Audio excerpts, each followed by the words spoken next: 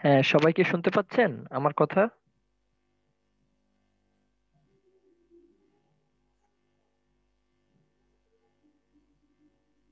জি sir, শুনতে পাচ্ছি আপনার কথা আমরা। ওকে, ঠিক আছে। আমরা আজকে আমাদের ফাইন্যান্স লেকচার 6 স্টার্ট করছি। এতদিন আমরা ফিনান্সে ছিলাম, এখন আমরা চলে আসছি ব্যাংকিং এ। মানে ফিনান্সের দুইটা পার্ট আছে, একটা হচ্ছে ফিনান্স আর একটা হচ্ছে ব্যাংকিং। তো ফার্স্ট পার্টের লেকচার গুলো লেকচার 1 থেকে 5 আমরা কভার করছি। এখন বাকি লেকচার গুলো আমরা ব্যাংকিং এর উপর কভার করব। তো লেকচার 6 যেটা ফার্স্টে বলছে যে কেন্দ্রীয় ব্যাংক।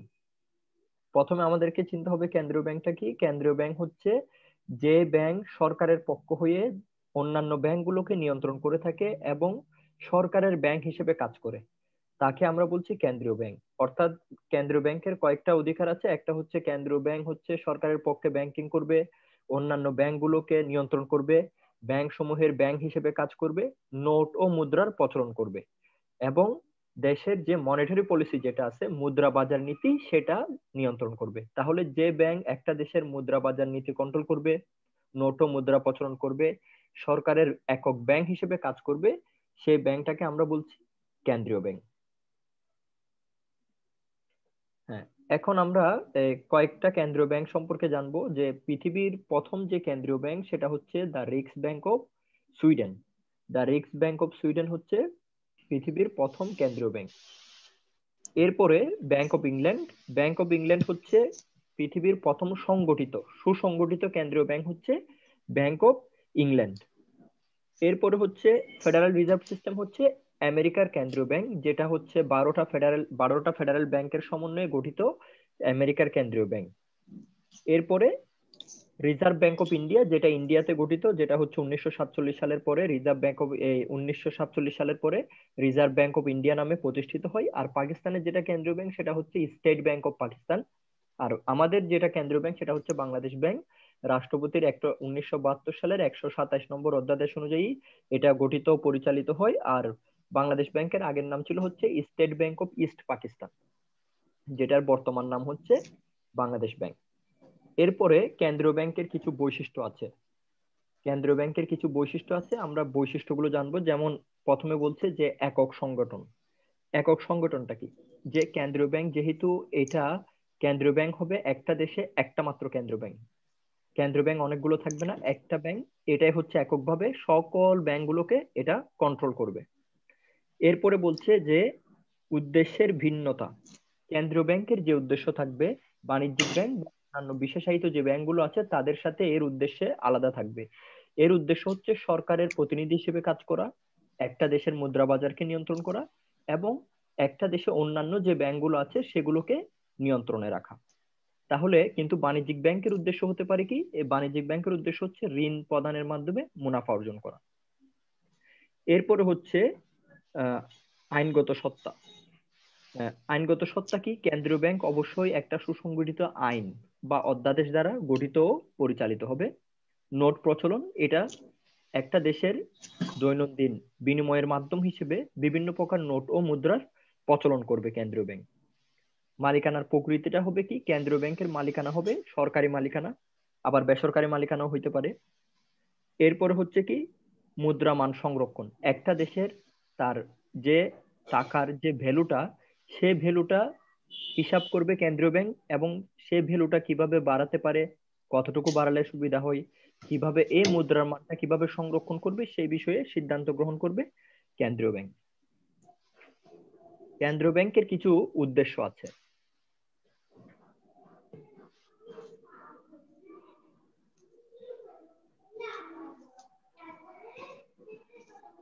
কেন্দ্রীয় ব্যাংকের কিছু উদ্দেশ্য আছে, যেমন একটা হচ্ছে অর্থনৈতিক উন্নয়নে ব্যাংক ব্যাংকার।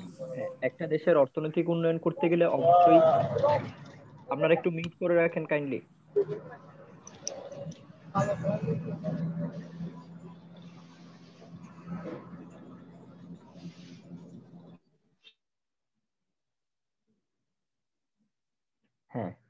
কেন্দ্রীয় ব্যাংকের উদ্দেশ্য, যে কেন্দ্রীয় ব্যাংকের একটা উদ্দেশ্য হচ্ছে কি, যে এটা অর্থনৈতিক উন্নয়নে ব্যাংকের ব্যাংকার হিসেবে কাজ করবে। সেটা কিভাবে করতে পারে? ধরেন একটা দেশের অর্থনৈতিক উন্নয়ন করতে গেলে আমার কি দরকার? বিভিন্ন ইন্ডাস্ট্রি দরকার, বিজনেস বাড়ানো দরকার। এখন এই যে ইন্ডাস্ট্রি যে আমি করব, ব্যবসার আওতা পরিধি বাড়াবো, তাহলে আমার কিসের দরকার? মূলধনের প্রয়োজন।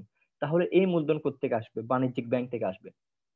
এখন বাণিজ্যিক ব্যাংকগুলো মূলধন স্বল্পতার কারণে যখন ঋণ প্রদান করতে পারে না, তখন তারা করে কি, কেন্দ্রীয় ব্যাংকের দ্বারস্থ হয়। এই কেন্দ্রীয় ব্যাংক তখন তাদের শেষ আশ্রয়স্থল হিসেবে তাদেরকে কি দেয়? ঋণ দেয়। তো সেই ঋণটা আবার কি করে বাণিজ্যিক ব্যাংক বিভিন্ন মুনাফা ভিত্তিক খাতে সেগুলো তারা ওখানে খাটায়। তো খাটানোর মাধ্যমে কি হচ্ছে? এই যে দেশের অর্থনৈতিক উন্নয়নটা হচ্ছে। এরপরে মুদ্রা গঠন ও নিয়ন্ত্রণ। যেমন কি, কেন্দ্রীয় ব্যাংক ওই দেশের মুদ্রার মান সংরক্ষণ করবে, নতুন নতুন মুদ্রা প্রচলন করবে। এভাবে করে কি মুদ্রার মানটা সে নিয়ন্ত্রণ রাখবে, মানে তার চাহিদা ও যোগানের উপর ভিত্তি করে কি পরিমাণ মুদ্রা বাজারে থাকলে ভালো হয়, কি পরিমাণ মুদ্রা বাজার থেকে উঠিয়ে নিলে ভালো হবে, এই বিষয়ে সিদ্ধান্তটা কেন্দ্রীয় ব্যাংক নিবে। এরপরে বিনিময়ের মাধ্যমের জন্য কেন্দ্রীয় ব্যাংক কি করে থাকে? বিভিন্ন নোট ও মুদ্রা প্রচলন করবে। যেমন আমাদের প্রথম নোট ছিল হচ্ছে 1972 সালের 4ই মার্চ আমাদের প্রথম নোট বাংলাদেশ ব্যাংক প্রথম নোট ইস্যু করে। সেটা হচ্ছে 1 ও 100 টাকার নোট। একটা 1 টাকার নোট, আরেকটা হচ্ছে 100 টাকার নোট। এভাবে আমাদের কিছু নোট আছে ব্যাংক নোট, কিছু নোট আছে সরকারি নোট। যেমন 1, 2, 5 টাকার নোট, এগুলো হচ্ছে সরকারি নোট, এগুলো সরকার ইস্যু করে। আর বাকি যে নোটগুলো আছে সেগুলো হচ্ছে কেন্দ্রীয় ব্যাংকের নোট বা বাংলাদেশ ব্যাংক। দেখবেন ওই যেগুলো ব্যাংক নোট, ব্যাংক নোটে স্বাক্ষর থাকে বাংলাদেশ ব্যাংকের গভর্নরের। আর যেগুলো সরকারি নোট সেগুলোতে স্বাক্ষর থাকে অর্থ সচিবের। এরপরে বিদেশি ব্যাংকের সাথে সম্পর্ক, যেহেতু একটা দেশের কেন্দ্রীয় ব্যাংকই হচ্ছে মূল ব্যাংক, তো দেখা যায় সেই কেন্দ্রীয় ব্যাংক অন্য দেশের কেন্দ্রীয় ব্যাংকের সাথে ওই লেনদেনগুলো নিষ্পত্তি করতে গেলে ওই কেন্দ্রীয় ব্যাংকের সাথে কি সম্পর্ক রাখতে হয়। এরপরে হচ্ছে নিকাশ ঘর। নিকাশ ঘর হচ্ছে কি, একটা দেশের আন্তঃব্যাংকিং লেনদেন নিষ্পত্তির জন্য যে প্রক্রিয়া, ওই আন্তঃব্যাংকিং লেনদেন নিষ্পত্তির প্রক্রিয়াকে বলছে নিকাশ ঘর। আর একটু যদি এক্সাম্পল দিয়ে বলি, যেমন ধরেন সোনালী ব্যাংক আর জনতা ব্যাংক দুই ধরনের, মানে দুইটাই বাণিজ্যিক ব্যাংক, কিন্তু দেখা যাচ্ছে কি সোনালী ব্যাংক একটা, জনতা ব্যাংক আরেকটা। এখন এই দুইটা ব্যাংকের যে লেনদেনটা, কিন্তু দুইটা ব্যাংকই তো কেন্দ্রীয় ব্যাংকের তালিকাভুক্ত ব্যাংক। এখন এই দুইটা ব্যাংকের যে লেনদেন, সেই লেনদেনটা নিষ্পত্তি করে দিবে কেন্দ্রীয় ব্যাংক, এটাকে বলছে নিকাশ কর। এরপরে জনকল্যাণ। সরকার, কেন্দ্রীয় ব্যাংক সরকারের কল্যাণ বা দেশের কল্যাণের জন্য বিভিন্ন ধরনের উন্নয়নমূলক কর্মকাণ্ড হাতে নিবে, বা জনকল্যাণ যেসব উদ্দেশ্যগুলো বা যেসব কাজ করলে একটা দেশের মানুষের উন্নয়ন হবে, কেন্দ্রীয় ব্যাংক সেই সমস্ত কাজগুলো করবে। এরপরে মূল্যমান স্থিতিশীল রাখা। এখন মূল্যমান কিভাবে স্থিতিশীল রাখতে পারে? সেটা হচ্ছে মানি সাপ্লাই কন্ট্রোল করে, অর্থের যোগানটাকে কন্ট্রোল করে। এখন সেটা কিভাবে হতে পারে অর্থের যোগান কন্ট্রোল? এখন ধরেন সবার হাতেই 1000 করে টাকা আছে বাজারে। তাহলে এখন এ- একটা আপেলের দাম 1000 টাকা, ধরেন একটা আপেলের দাম হয়ে গেল 600 টাকা। কিন্তু এখন সবার হাতে ধরেন টাকাই আছে 300 করে। তাহলে আপেলের দাম তো 600 হতে পারে না, কারণ ওই আপেল কেউ কিনবে না 600 টাকায়, যেহেতু সবার হাতে টাকা নেই। তাহলে কি হবে? ওই আপেলের দামটা কমে 200-300-র মধ্যেই চলে আসবে। তাহলে এটাকে বলছে মূল্যমান স্থিতিশীল রাখা। এরপরে বৈদেশিক বাণিজ্যের সাহায্য। আপনি যে বৈদেশিক বাণিজ্য করবেন, আপনার কি দরকার? বিভিন্ন বৈদেশিক মুদ্রা দরকার।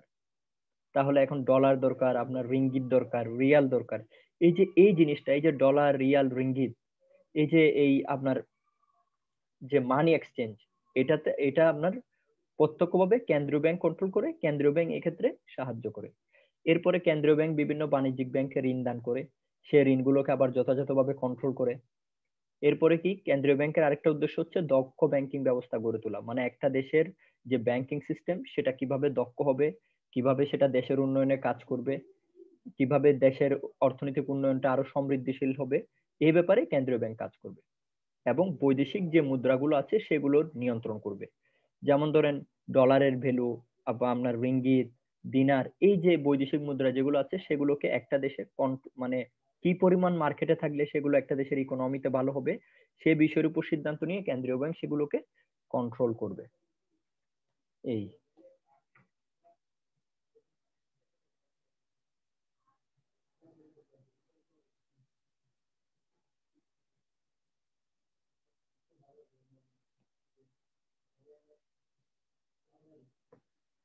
হ্যাঁ, ইউনিট 1 নিয়ে কারো কোনো প্রশ্ন আছে?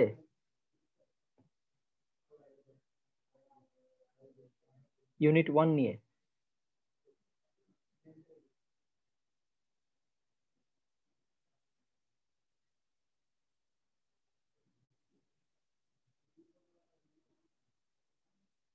আচ্ছা, ইউনিট 1 নিয়ে যদি কারো কোনো প্রশ্ন না থাকে তাহলে এখন আমরা চলে যাচ্ছি ইউনিট 2 তে কেন্দ্রীয় ব্যাংকের কার্যাবলী।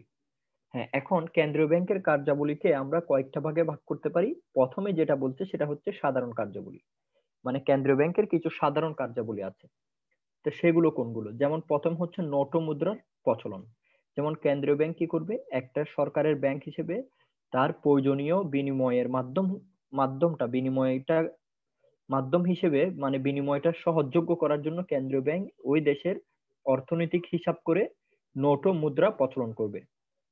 এবং 2 নম্বরে যেটা বলছে মুদ্রামান সংরক্ষণ, কেন্দ্রীয় ব্যাংক ওই দেশের মানে চাহিদা ও যোগান ভিত্তি করে তার মুদ্রামানটা সে নিয়ন্ত্রণ করবে, সংরক্ষণ করবে। এরপরে মুদ্রা বাজার। মুদ্রা বাজার মানে মানি মার্কেট, আমরা এটা ফিন্যান্সে পড়ে আসছি, যে যে বাজারটার মেয়াদ 1 বছরের কম সময়ের বা তার কম সময়ের জন্য সেটাকে বলছে মুদ্রা বাজার। কেন্দ্রীয় ব্যাংক একটা দেশের মুদ্রা বাজারকে নিয়ন্ত্রণ করবে।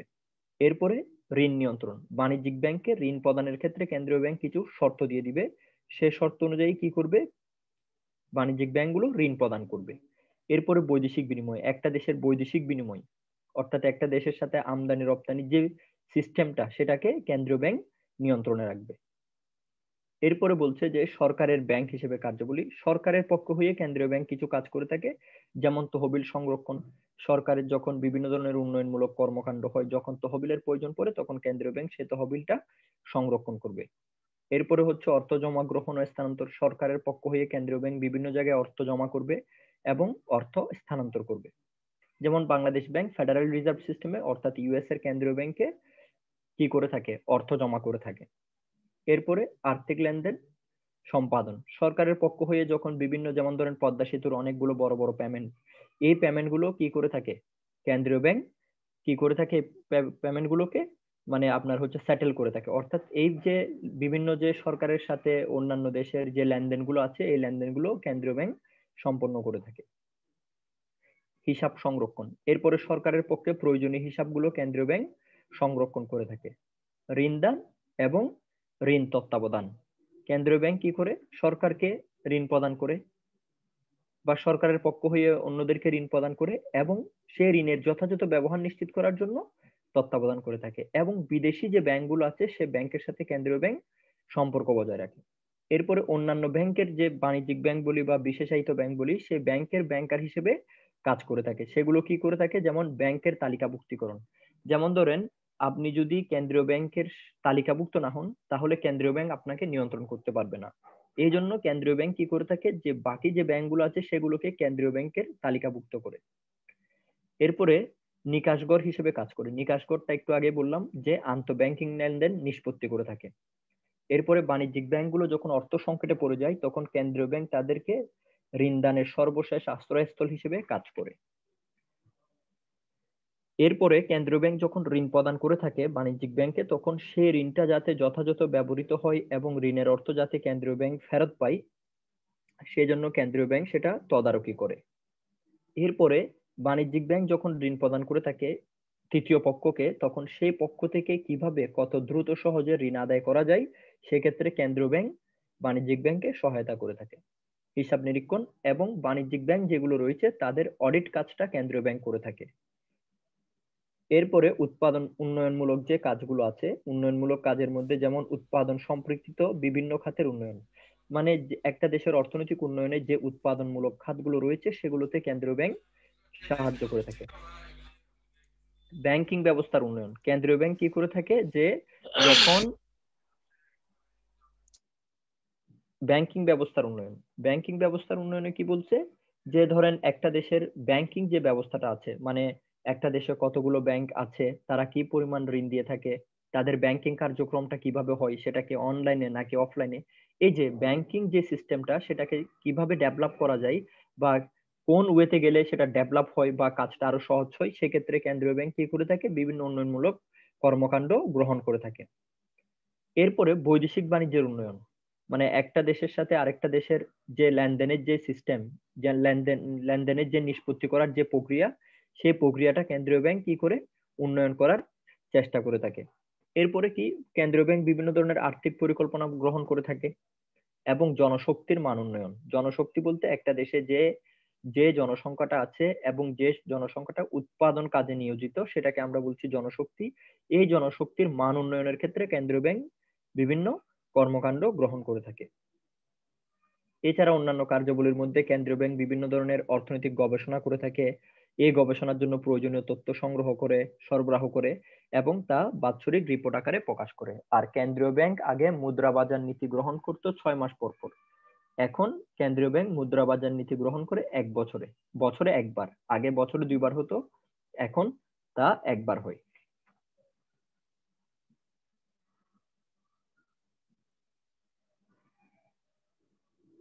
হ্যাঁ, এখন আমরা দেখব কেন্দ্রীয় ব্যাংকের মালিকানা।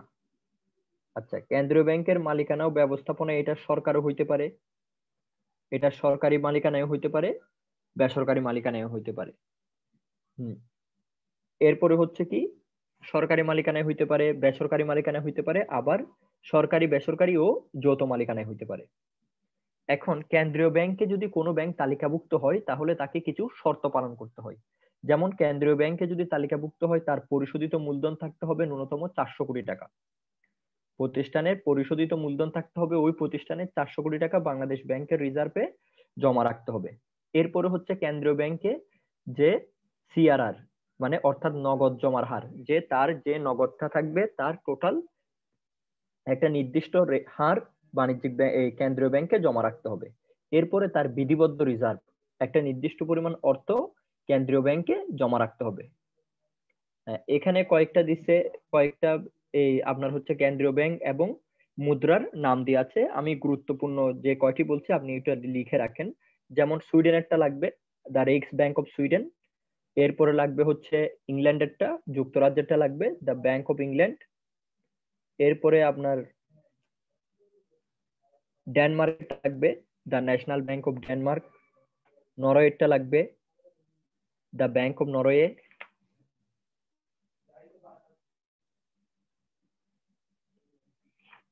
এরপরে মার্কিন যুক্তরাষ্ট্রেরটা দরকার, important, the federal reserve system. এরপরে কানাডারটা ইম্পর্টেন্ট, ব্যাংক অফ কানাডা। ভারতেরটা important, reserve bank of India. পাকিস্তানেরটা important, state bank of Pakistan. অস্ট্রেলিয়ারটা important, reserve bank of Australia. এই কয়েকটা কেন্দ্রীয় ব্যাংক আপনি পরীক্ষার জন্য দেখে রাখবেন।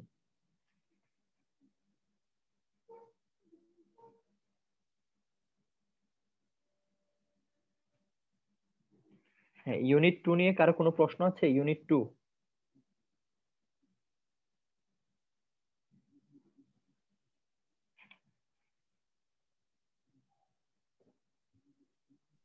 না স্যার। আচ্ছা, ঠিক আছে, তাহলে আমরা ইউনিট 3 স্টার্ট করি, ঋণ নিয়ন্ত্রণ। এতক্ষণ আমরা বিভিন্ন দেশের কেন্দ্রীয় ব্যাংক সম্পর্কে জানছি, কেন্দ্রীয় ব্যাংকের কাজ, কেন্দ্রীয় ব্যাংকের উদ্দেশ্য। এখন আমরা ঋণ নিয়ন্ত্রণটা দেখব। হ্যাঁ, ঋণ নিয়ন্ত্রণটা কি? যে পদ্ধতি বা কৌশল অবলম্বন করে যখন একটা ব্যাংক বা একটা প্রতিষ্ঠান যখন ঋণ প্রদান করে থাকে বা কাম্য ঋণটা নিয়ন্ত্রণ করে বা কাম্য ঋণটা নির্ধারণ করে, তখন সেটাকে আমরা বলছি ঋণ নিয়ন্ত্রণ। যেমন খেয়াল করেন, ধরেন এখন আপনার পকেটে আছে 500 টাকা। এখন আপনি পুরা 500 টাকাটাই কাউকে ধার দিবেন না। এখন আপনি করবেন কি, হয়তো 300 টাকা ধার দিবেন, 200 টাকা আপনার কাছে রাখবেন। কেন? কারণ 500 টাকাটাই যদি ঋণ দিয়ে দেন, যদি আপনার টাকাটা যথাসময়ে পরিশোধ করতে না পারেন, তাহলে আপনি কি রিস্কে পড়ে যাবেন। এই যে আপনি 500 টাকার মধ্যে কতটুকু ঋণ দিলে ভালো হয় এবং কতটুকু নগদ অর্থ আমার হাতে রাখলে সুবিধা হয়, সেই ব্যবস্থাকেই বলছে ঋণ নিয়ন্ত্রণ। এখন কেন্দ্রীয় ব্যাংক এই ঋণটা নিয়ন্ত্রণ করতে গেলে কিছু কৌশল অবলম্বন করে। এর মধ্যে একটা হচ্ছে কি, কেন্দ্রীয় ব্যাংকের ঋণ নিয়ন্ত্রণ পদ্ধতির একটা হচ্ছে কি সাধারণ বা সংখ্যাত্মক পদ্ধতি, আর একটা হচ্ছে গুণগত বা নির্বাচনমূলক পদ্ধতি। এখন সাধারণ বা সংখ্যাত্মক পদ্ধতিতে ব্যাংক হার নীতি। ব্যাংক হার কি? আপনার কেন্দ্রীয় ব্যাংকে একটা নির্দিষ্ট হারে কি করে থাকে, অন্যান্য ব্যাংকগুলোকে ঋণ প্রদান করে থাকে, সেটাকে বলছে ব্যাংক হার নীতি। এখন দেখেন, যদি ব্যাংক রেটটা ধরেন কেন্দ্রীয় ব্যাংক 5% ছিল, এখন 5% থেকে যদি 1% করে দেয়, তাহলে কি হবে? বাণিজ্যিক ব্যাংকগুলো বেশি বেশি ঋণ নিবে কেন্দ্রীয় ব্যাংকের কাছ থেকে। কেন? কারণ হচ্ছে ওই যে ব্যাংক রেটটা কমে গেছে, তার মানে আমাকে 1% সুদ দিতে হচ্ছে, আগে দিতে হতো 5%।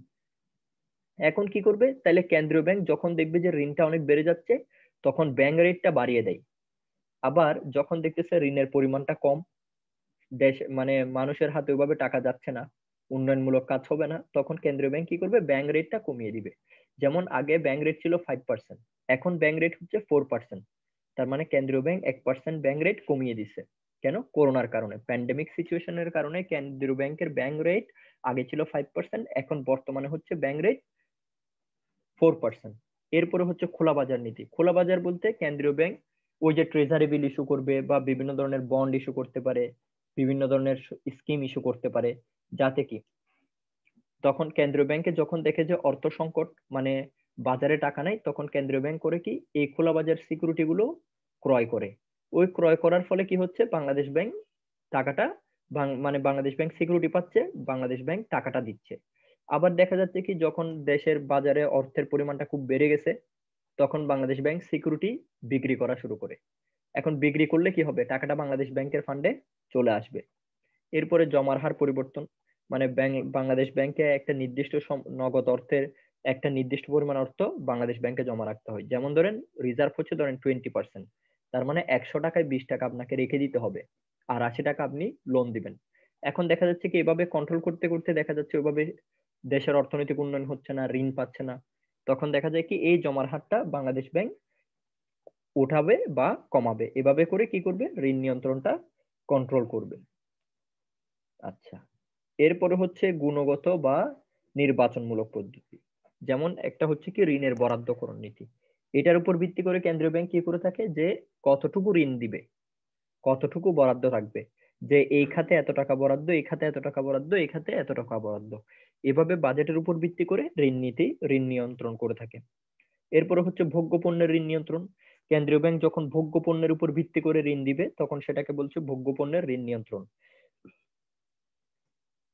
এরপরে জামানতি ঋণের প্রান্তিক হার পরিবর্তন। জামানতি ঋণ বলতে কি বোঝাচ্ছে, ধরেন আপনি কোনো কিছু জমা রেখে, কোনো কিছু গচ্ছিত রেখে যখন আপনাকে ঋণ দিবে তখন সেটাকে বলছে জামানতি ঋণ। এখন এই যে এই জামানত রেটটা কতটুকু হবে, যেমন ধরেন আপনাকে বলছে আপনি যদি 100 টাকা ঋণ নেন তো তার 20% জামানত হিসেবে রাখতে হয়। তাহলে কি, তার মানে 100 টাকার 20 টাকা আপনি জামানত রাখবেন, 80 টাকা খাটাবেন। তাহলে এই যে এই জামানতের যে হারটা সেটাকে উঠিয়ে নামিয়ে কেন্দ্রীয় ব্যাংক কি করতে পারে, ঋণটাকে নিয়ন্ত্রণ করতে পারে। এরপরে হচ্ছে কি প্রত্যক্ষ শাস্তিমূলক ব্যবস্থা। প্রত্যক্ষ শাস্তিমূলক ব্যবস্থায় কি বলছে, যে ধরেন আপনি যথাসময়ে ঋণটা পরিশোধ করতে পারেননি, যথাসময়ে ঋণের টাকা দিতে পারেননি, বা যথাসময়ে আপনি রিপোর্ট দিতে পারেননি, তখন কেন্দ্রীয় ব্যাংক কি করবে, বিভিন্ন ধরনের শাস্তিমূলক ব্যবস্থা নিবে। এরপর হচ্ছে কি নৈতিক প্ররোচনা, এবং দেখা যাচ্ছে কি আপনি যাতে আপনার ব্যবসাটা সৎভাবে করেন এবং যথাসময়ে আপনি পেমেন্টটা করেন, সেক্ষেত্রে কেন্দ্রীয় ব্যাংক বিভিন্ন নৈতিক প্রচারণা করবে, নৈতিক বিভিন্ন সেমিনার করবে, সভা করবে, এগুলো করবে কেন্দ্রীয় ব্যাংক। এভাবে করে কেন্দ্রীয় ব্যাংক কি করে থাকে, ঋণটা নিয়ন্ত্রণ করে থাকে। হ্যাঁ, এগুলো আমরা পড়লাম এতক্ষণ, ব্যাংক হার নীতি, খোলা বাজার নীতি, জমা হার নীতি, এগুলো আমরা এতক্ষণ ধরে আলোচনা করলাম।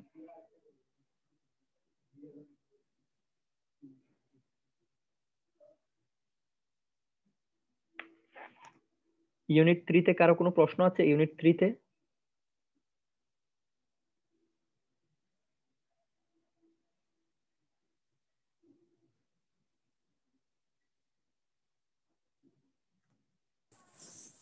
কোনো প্রশ্ন নাই স্যার।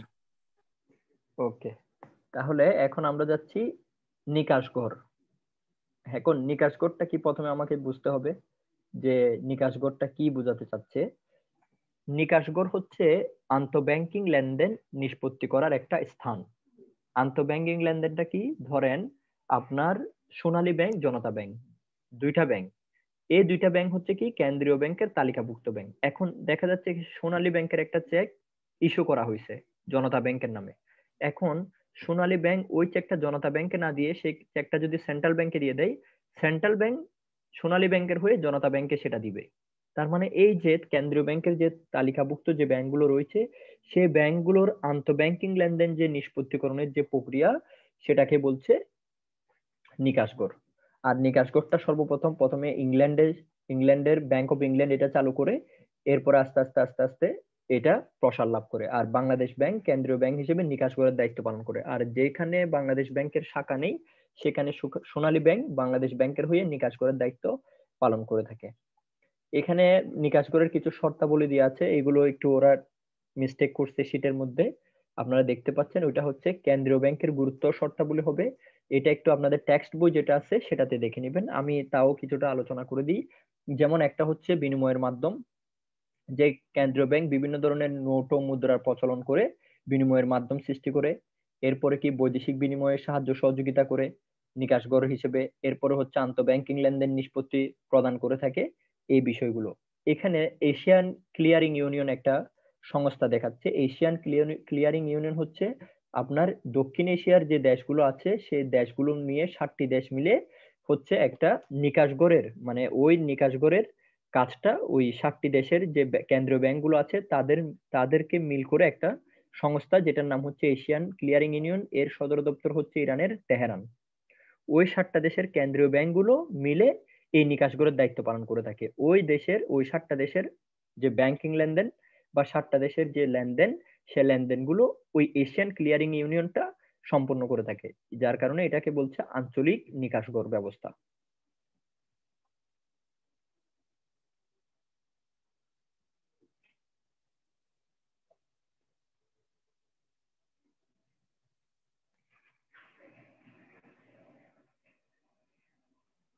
হ্যাঁ, নিকাশগর নিয়ে কারো কোনো প্রশ্ন আছে? নিকাশগর। না স্যার, প্রশ্ন নেই।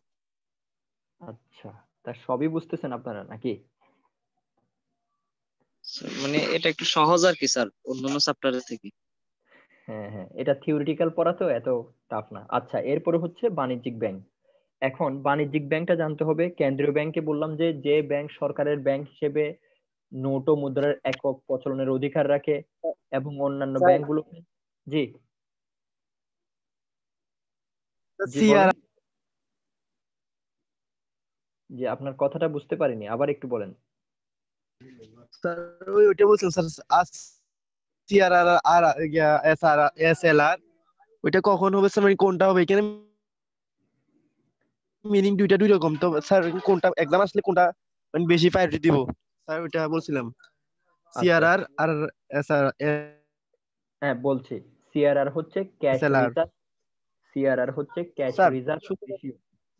যে আমি শুনছি শুনছি, আপনার কথা শুনছি, আমি বলছি যে সিআরআর হচ্ছে ক্যাশ রিজার্ভ রেশিও, আর এসএলআর হচ্ছে স্ট্যাটুটরি লিকুইডিটি রেশিও। সিআরআর হচ্ছে ক্যাশ রিজার্ভ রেশিও, আপনার যে নগদ টাকাটা আছে সেই নগদ টাকার একটা অংশ আপনাকে কি জমা রাখতে হবে। যেমন ধরেন আপনার হাতে আজকে ক্যাশ আছে 100 টাকা, এই 100 টাকার একটা নির্দিষ্ট পরিমাণ রিজার্ভ আপনাকে রেখে দিতে হবে, সেটাকে বলছে ক্যাশ রিজার্ভ রেশিও।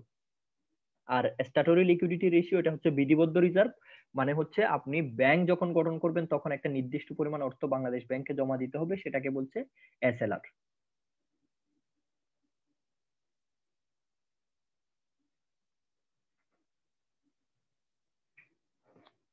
হ্যাঁ, এখন আমরা আছি বাণিজ্যিক ব্যাংক। বাণিজ্যিক ব্যাংক কোনটা? যে যে ব্যাংক সমাজের এক শ্রেণীর নিকট থেকে স্যার স্যার, একটা কথা স্যার। স্যার বুঝছি ওইটা স্যার, বলছি যে কোনটা দিব স্যার মিনিং আসলে, মানে অ্যাব্রিভিয়েশন আছে তখন কোনটা দিব স্যার? আচ্ছা মানে আচ্ছা সিআরআর অ্যাব্রিভিয়েশন আছে, রেশিও আছে, রিকোয়ারমেন্ট আছে। আচ্ছা, এখন হচ্ছে রিকোয়ারমেন্টও কারেক্ট, রেশিও কারেক্ট, যেটা সত্যি কথা। রেটও correct, cash reserve rate, cash reserve requirement, cash reserve ratio. তবে সবচেয়ে বেশি আমরা যেটা মানে বেশি ইউজ করে থাকি সেটা হচ্ছে ক্যাশ রিজার্ভ রেশিও। জি sir, thank you. Thank you sir. ঠিক আছে। আচ্ছা, এখন হচ্ছে বাণিজ্যিক ব্যাংক। বাণিজ্যিক ব্যাংক হচ্ছে যে ব্যাংক সমাজের এক শ্রেণীর নিকট থেকে অর্থ আমানত হিসেবে গ্রহণ করবে এবং আরেক শ্রেণীর নিকট তা ঋণ হিসেবে প্রদান করবে। অর্থাৎ এক শ্রেণীর নিকট থেকে অর্থ আমানত হিসেবে গ্রহণ করে এবং আরেক শ্রেণীর নিকট তা ঋণ হিসেবে প্রদান করার মাধ্যমে যখন মুনাফা অর্জন করে তখন সেটাকে আমরা বলছি বাণিজ্যিক ব্যাংক। এই বাণিজ্যিক ব্যাংকের প্রধান উদ্দেশ্য হচ্ছে কিন্তু মুনাফা অর্জন করা। কেন্দ্রীয় ব্যাংকের প্রধান উদ্দেশ্য কিন্তু মুনাফা অর্জন না। কেন্দ্রীয় ব্যাংকের কোনো উদ্দেশ্য আমরা মুনাফা অর্জন দেখিনি, কিন্তু বাণিজ্যিক ব্যাংকের প্রধান উদ্দেশ্যটাই হচ্ছে মুনাফা অর্জন, কারণ এটা বাণিজ্যিক, কমার্শিয়াল মোটিভ নিয়ে এটা সৃষ্টি হয়, যার কারণে এর প্রধান উদ্দেশ্য হচ্ছে মুনাফা অর্জন করা। এরপরে কি এটা, হ্যাঁ, জনকল্যাণমূলক বিভিন্ন কাজ করে থাকে, বিনিময়ের মাধ্যম সৃষ্টি করে থাকে, অভ্যন্তরীণ ও বৈদেশিক বাণিজ্যের সহায়তা করে থাকে। এখন বাণিজ্যিক ব্যাংকের প্রকারভেদটা আমরা দেখব। বাণিজ্যিক ব্যাংকে আমরা কয়েকটা ভাগে ভাগ করতে পারি। হ্যাঁ, একটা হচ্ছে কি মালিকানার ভিত্তিতে। বাণিজ্যিক ব্যাংকটা সরকারি হইতে পারে, বেসরকারি হইতে পারে। যেমন সরকারি ব্যাংক যেমন Janata bank, Sonali bank, Rupali bank, Agrani bank সরকারি মালিকানায়। এরপরে বেসরকারি ব্যাংক যেমন Dutch Bangla bank, bank Asia, eastern bank limited, Arab Bangladesh bank limited, এগুলো হচ্ছে বেসরকারি। এরপরে কি সরকারি বেসরকারি যৌথ মালিকানায়ও থাকতে পারে। সংগঠন ভিত্তিতে এক মালিকানা ব্যাংক, যে ব্যাংকের মালিক একজন হবে সেক্ষেত্রে আমরা সেটাকে বলছি এক মালিকানা ব্যাংক। অংশীদারি ব্যাংক হচ্ছে কি যে ব্যাংকের সর্বনিম্ন মালিক 2 জন, সর্বোচ্চ 10 জন, 20 জন না, সর্বোচ্চ 10 জন, সেটাকে বলছি আমরা অংশীদারি। আর যে ব্যাংকটা লিমিটেড কোম্পানি, ব্যাংকিং কোম্পানি আইন 1991 সালের আইন দ্বারা গঠিত পরিচালিত হবে, তখন সেটাকে আমরা বলছি যৌথ কোম্পানি ব্যাংক। এরপরে রাষ্ট্রীয় ব্যাংক, যে ব্যাংকটা রাষ্ট্রীয় সংগঠনে, রাষ্ট্রীয় সিস্টেমে পরিচালিত, তখন সেটাকে আমরা বলছি রাষ্ট্রীয় ব্যাংক, যেমন সোনালী ব্যাংক, জনতা ব্যাংক ইত্যাদি। এরপরে আবার আমরা পদ্ধতিতে ভাগ করতে পারি একক ব্যাংকিং, যে ব্যাংকের একটা মাত্র অফিস, ওই অফিস দ্বারা সেটা পরিচালিত, তখন সেটাকে আমরা বলছি একক ব্যাংকিং। যে ব্যাংক একাধিক শাখার মাধ্যমে গঠিত ও পরিচালিত, তখন সেটাকে আমরা বলছি শাখা ব্যাংকিং। আর চেইন ব্যাংকিং হচ্ছে কি যখন কয়েকটা ব্যাংক মিলে তাদের নিজস্ব সত্তা বজায় রেখে ব্যাংকিং করবে, তখন সেটাকে আমরা বলছি চেইন ব্যাংকিং। আর গ্রুপ ব্যাংকিং যখন অনেকগুলো ব্যাংক মিলে একটা গ্রুপ হবে, একটা ব্যাংক হবে, তখন সেটাকে বলছি আমরা গ্রুপ ব্যাংকিং। এরপরে কার্যভিত্তিক সাধারণ ব্যাংক, অর্থাৎ যে ব্যাংকটার কাজ হচ্ছে শুধু ঋণ প্রদান করা, সেটাকে বলছি সাধারণ ব্যাংকিং। আর বিনিময় ব্যাংক, যে ব্যাংকের কাজ হচ্ছে মানি এক্সচেঞ্জ, অর্থাৎ অর্থ স্থানান্তর করে থাকে, বিনিময় করে থাকে, তখন সেটাকে আমরা বলছি বিনিময় ব্যাংক।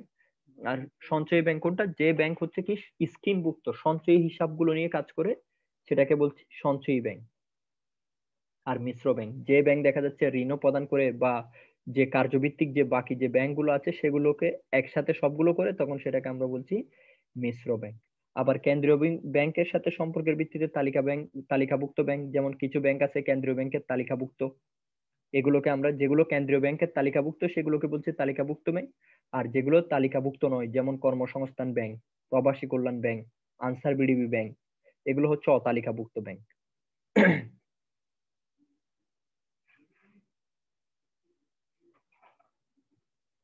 আচ্ছা, এখন হচ্ছে বাণিজ্যিক ব্যাংকের কার্যাবলীগুলো আমরা দেখব। সাধারণ কার্যাবলী: আমানত সংগ্রহ। বাণিজ্যিক ব্যাংকের প্রথম কাজই হচ্ছে অর্থ আমানত হিসেবে গ্রহণ করবে।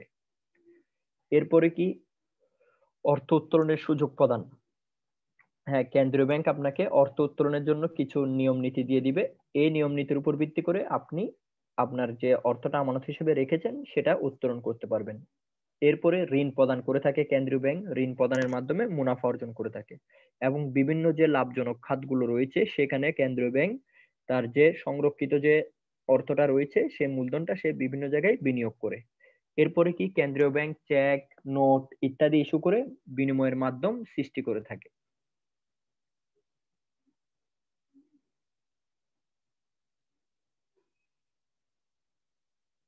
জি, ফরহাদ হোসেন কি কিছু বলবেন? জি স্যার বলবো।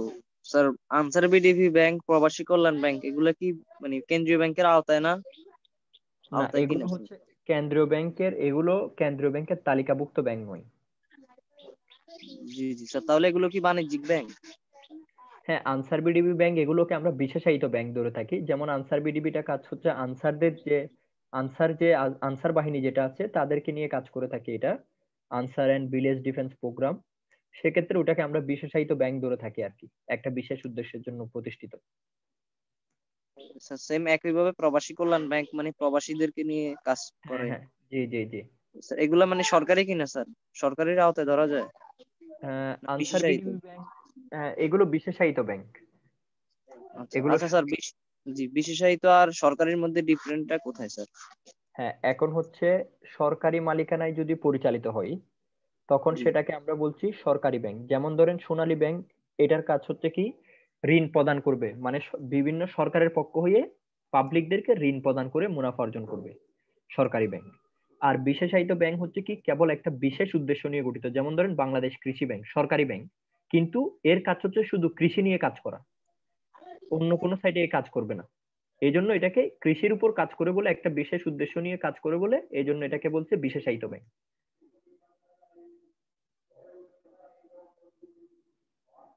ঠিক আছে।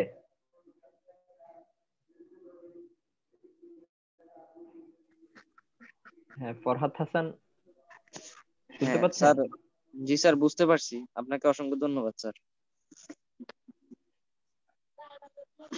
বুঝছেন? আর আপনার সাউন্ড বোঝা যাচ্ছে না, আপনি কাইন্ডলি টেক্সট করেন।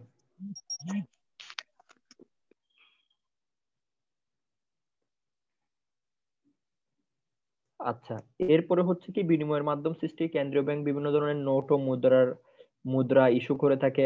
কেন্দ্রীয় ব্যাংক, সরি, বাণিজ্যিক ব্যাংক দেখা যাচ্ছে কি চেক ইস্যু করে থাকে, তারপর হচ্ছে নোট ইস্যু করে থাকে। এর মাধ্যমে কি বিনিময়ের মাধ্যম সৃষ্টি করে। এরপরে ঋণ আমানত সৃষ্টি করছে। কেন্দ্রীয় ব্যাংক দেখা যাচ্ছে কি বিভিন্ন বিলগুলোকে বাট্টাকরণের মাধ্যমে কি করে থাকে, মুনাফা অর্জন করে থাকে। এরপরে যখন কেন্দ্রীয় ব্যাংকের কোনো তথ্যের প্রয়োজন হয়, বাণিজ্যিক ব্যাংক সেই তথ্য প্রদান করে কেন্দ্রীয় ব্যাংকে সহায়তা করে থাকে। এবং বৈদেশিক বিনিময়ের যে আপনার হচ্ছে লেনদেনের যে নিষ্পত্তি, এলসি খোলার মাধ্যমে, লেটার অফ ক্রেডিট খোলার মাধ্যমে কেন্দ্রীয় ব্যাংক কি করে থাকে, বৈদেশিক বিনিময়ে সহায়তা করে থাকে। এরপরে প্রতিনিধিত্বমূলক কার্যাবলী, যেমন কেন্দ্রীয় ব্যাংক, এই বাণিজ্যিক ব্যাংক আপনার গ্রাহকের প্রতিনিধি হিসেবে অর্থ আদায় করে থাকে বা পাওনা পরিশোধ করে থাকে।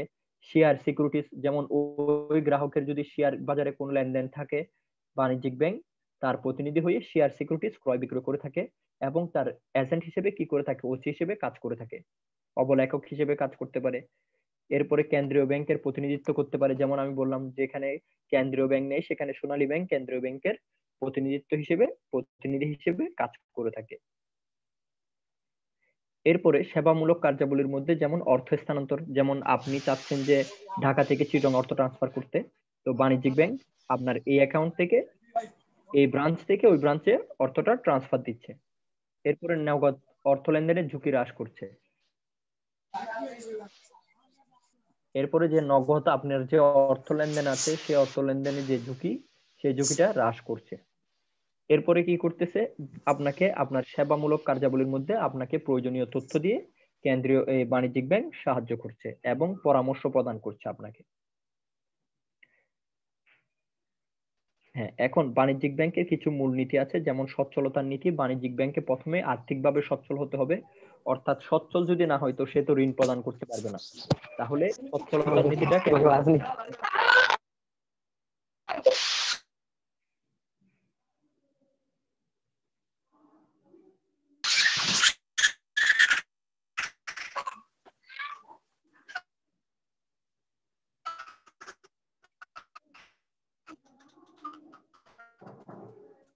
হ্যাঁ, এরপরে বললাম কি যে সচ্ছলতার নীতি। তারপরে বললাম কি মুনাফা অর্জনের নীতি। বাণিজ্যিক ব্যাংক প্রতিষ্ঠিত হবে মুনাফা অর্জন করার উদ্দেশ্যে। মুনাফা অর্জনের উদ্দেশ্যে গঠিত ও পরিচালিত হয় এবং এর কাজে হচ্ছে, এর প্রধান উদ্দেশ্য হবে মুনাফা অর্জন করা। এরপরে সুনামের নীতি। কেন্দ্রীয় ব্যাংক অবশ্যই সুনাম রাখতে হবে। এখন কেন্দ্রীয় ব্যাংক যদি সুনাম অর্জন করতে না পারে তাহলে কেউ তো সেখানে অর্থ আমানত হিসেবে রাখবে না। আর অর্থ আমানত হিসেবে না রাখলে বাণিজ্যিক ব্যাংক সেটা ঋণ হিসেবে দিতে পারবে না। আর ঋণ হিসেবে দিতে না পারলে মুনাফা অর্জন হবে না। এরপরে আস্থা সৃষ্টি করবে। কেন্দ্রীয় ব্যাংক কি তার বাণিজ্যিক ব্যাংক তার গ্রাহককে যথাযথ সেবা প্রদানের মাধ্যমে আস্থা সৃষ্টি করবে। এরপরে তারল্য নীতি। কেন্দ্রীয় ব্যাংকে তারল্য রক্ষা করতে হবে, কারণ আমানতকারী যখনই অর্থ চাইবে বাণিজ্যিক ব্যাংক তা পরিশোধ করতে কি বাধ্য। এরপরে পরিচালনার নীতি। কেন্দ্রীয় ব্যাংক বাণিজ্যিক ব্যাংকে যথাযথভাবে কি সুসংগঠিত হয়ে ব্যবসা প্রতিষ্ঠান পরিচালনা করতে হবে। এরপর মিতব্যয়িতার নীতি। বাণিজ্যিক ব্যাংকে অবশ্যই কম খরচ করতে হবে, মুনাফা বেশি অর্জন করতে হবে, এই নীতির উপর প্রতিষ্ঠিত হবে।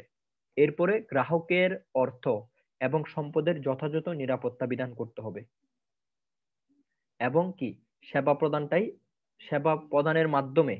প্রদানের মাধ্যমে বাণিজ্যিক ব্যাংকে মুনাফা অর্জন করতে হবে। বাণিজ্যিক ব্যাংক বিভিন্নভাবে তার তহবিলটা গঠন করতে পারে। একটা হচ্ছে পরিশোধিত মূলধনের মাধ্যমে। বাণিজ্যিক ব্যাংক শেয়ার বাজারে শেয়ার ইস্যু করার মাধ্যমে মূলধন গঠন করতে পারে। এরপরে তার ভবিষ্যতে যে মুনাফাগুলো হয়েছে, অতীতে যে মুনাফাগুলো হয়েছে সেগুলোর একটা অংশ সে রিজার্ভ হিসেবে সংরক্ষণ করছে, সঞ্চিত তহবিল, সে তহবিল থেকে সে কি তার প্রয়োজনীয় মূলধন সংগ্রহ করতে পারে। এরপরে ঋণ গ্রহণের মাধ্যমে দেখা যাচ্ছে কেন্দ্রীয় ব্যাংকের কাছ থেকে ঋণ গ্রহণ করলো, অথবা আমানতকারী যারা আছে তাদের কাছ থেকে সে অর্থ সংগ্রহ করে মূলধন গঠন করতে পারে।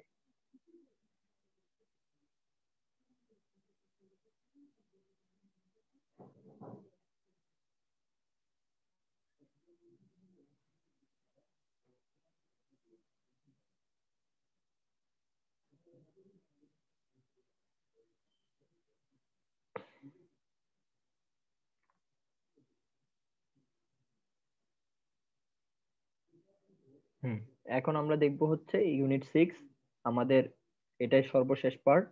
হ্যাঁ, এখন বাণিজ্যিক ব্যাংকের আয়ের উৎসগুলো দেখব। যেমন বাণিজ্যিক ব্যাংকের আয়ের উৎস, কিভাবে বাণিজ্যিক ব্যাংক আয় করে থাকে, যেমন ঋণ প্রদান করে থাকে, ঋণের মাধ্যমে বাণিজ্যিক ব্যাংক আয় করতে পারে, ঋণের দলিল ইস্যু করে, বিভিন্ন দলিল ইস্যু করলো, ওসি হিসেবে দায়িত্ব পালন করলো। ওসিটা কি, যে এজেন্ট হিসেবে।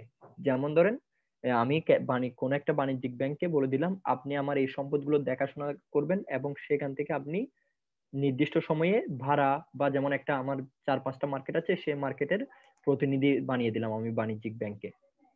এই ব্যাংক একটা নির্দিষ্ট সময়ে কি করবে, ওই মার্কেটে যতগুলো দোকান আছে তাদের কাছ থেকে ভাড়া আদায় করবে, ভাড়া আদায় করে আমার অ্যাকাউন্টে রাখবে।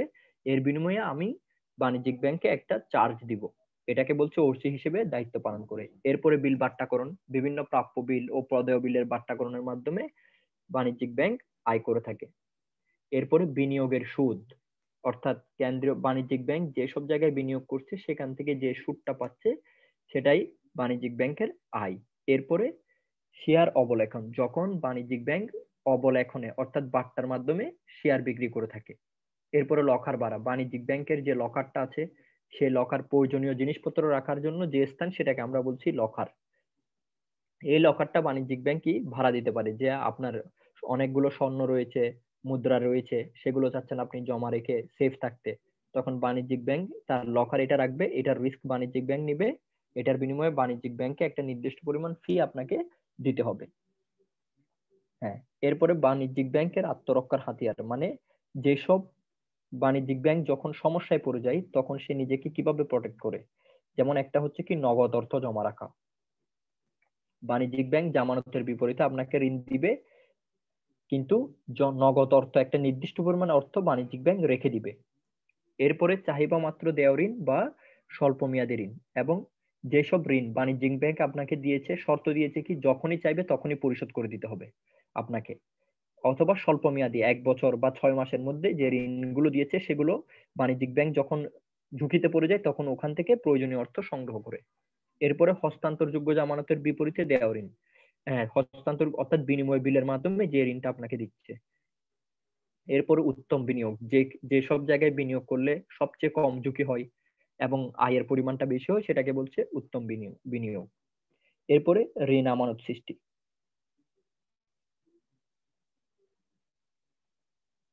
হ্যাঁ, আর ঋণ আমানত সৃষ্টিটা কিভাবে হচ্ছে, যে কেন্দ্রীয় ব্যাংক কি করলো, আপনাকে 1 লক্ষ টাকা ঋণ দিবে। এখন ঋণ দেওয়ার ক্ষেত্রে কেন্দ্রীয় ব্যাংক করলো কি, যে না আমি আপনাকে হাতে হাতে ঋণ দিব না, আপনি একটা অ্যাকাউন্ট খুলেন, অ্যাকাউন্ট খুলে ওই অ্যাকাউন্টে আমি আপনাকে অর্থটা দিব, ওই অ্যাকাউন্ট আপনি সেই অর্থ ওখান থেকে তুলবেন, তুলে সেটা বিভিন্ন জায়গায় আপনি এরপরে আপনার মতো করে বিনিয়োগ করবেন। এই যে সরাসরি না দিয়ে একটা আমানত হিসাবের মাধ্যমে যে দিচ্ছে সেটাকে বলছে ঋণ আমানত সৃষ্টি। হ্যাঁ, এখন এই ঋণ আমানত সৃষ্টির কিছু কৌশল আছে, যেমন ঋণের মাধ্যমে আমানত সৃষ্টি করছে। হ্যাঁ, এখন উনি ঋণ দিচ্ছে, ওই ঋণটা একটা হিসাবের মাধ্যমে যখন দিচ্ছে তাহলে একটা আমানত তৈরি হচ্ছে, সৃষ্টি হচ্ছে। হুম। এরপরে কি করছে, যে তলবি ঋণ বা স্বল্প মেয়াদী ঋণ মঞ্জুর। তলবি ঋণ মানে যখনই আপনাকে বলছে তখনই আপনি পরিশোধ করতে বাধ্য, বা স্বল্প মেয়াদী ঋণ দিচ্ছে কেন্দ্রীয় ব্যাংক। এরপরে হচ্ছে অগ্রিম প্রদান, এখন কেন্দ্রীয় ব্যাংক অনেক সময় কি আপনাকে অগ্রিম দিয়ে থাকে। এরপরে আমানতকৃত অর্থ হতে ঋণ সৃষ্টি, এখন আমানতকৃত যে অর্থ আছে, যে অর্থ আপনি আমানত হিসেবে রাখছেন, এখন দেখা যাচ্ছে কি আপনার তার চেয়ে বেশি প্রয়োজন হচ্ছে। আপনি 50,000 টাকা ব্যাংকে আমানত হিসেবে রাখলেন, এখন আপনার 70,000 টাকা দরকার। হ্যাঁ, ব্যাংক আপনাকে 70,000 টাকা দিবে, তার মানে আর 20,000 টাকা এখন আপনাকে কি দিল, ঋণ দিল। এরপরে সম্পদ ক্রয়, কেন্দ্রীয় ব্যাংক বিভিন্ন ধরনের সম্পদ ক্রয় করতে পারে, সেগুলো আবার লিজ দিতে পারে, বিনিময় বিলের বাট্টা করতে পারে, কেন্দ্রীয় ব্যাংক গ্রাহকের হয়ে শেয়ার সিকিউরিটিজ ক্রয় বিক্রয় করতে পারে। এরপরে জমা অতিরিক্ত ঋণ, ওই যে বললাম যে আপনার ব্যাংক অ্যাকাউন্টে 50,000 টাকা জমা আছে, আপনাকে বাণিজ্যিক ব্যাংক 70,000 টাকা দিল, তাহলে 20,000 টাকা অতিরিক্ত দিল। এই 20,000 টাকা হচ্ছে কি জামানত ঋণ, জমা অতিরিক্ত ঋণ।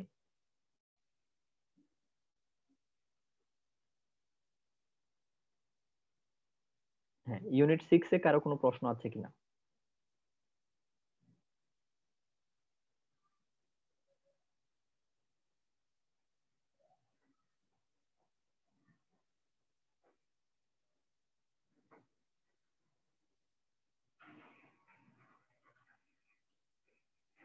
ইউনিট 6,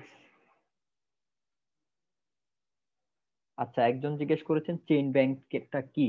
আচ্ছা, চেইন ব্যাংক হচ্ছে যখন একাধিক ব্যাংক তাদের নিজস্ব সত্তা বজায় রেখে ব্যাংকিং কার্যক্রম পরিচালনা করে, তখন সেটাকে আমরা বলছি চেইন ব্যাংকিং।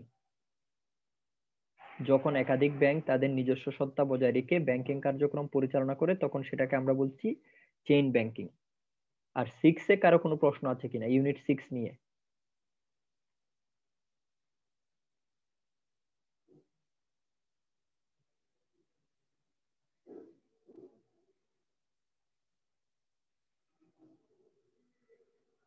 আচ্ছা, তাহলে যদি প্রশ্ন না থাকে আমরা একদম ফার্স্টে যাচ্ছি। ফার্স্ট থেকে আবার আমরা একটু রিভিউ করে আসি পুরা লেকচারটা।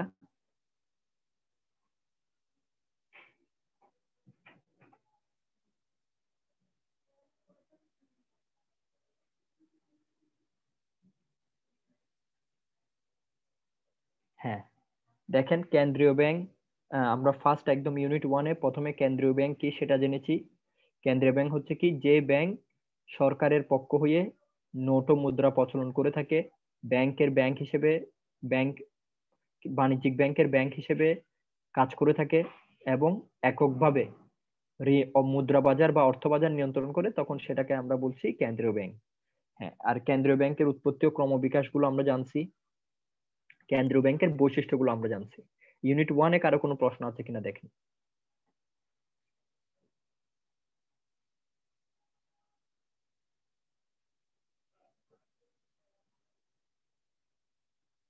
কোয়েশ্চেন যদি না থাকে তাহলে আমাকে একটু বলবেন যে কোয়েশ্চেন নাই। আচ্ছা, তাহলে এরপরে কেন্দ্রীয় ব্যাংকের উদ্দেশ্যগুলো জানছি আমরা।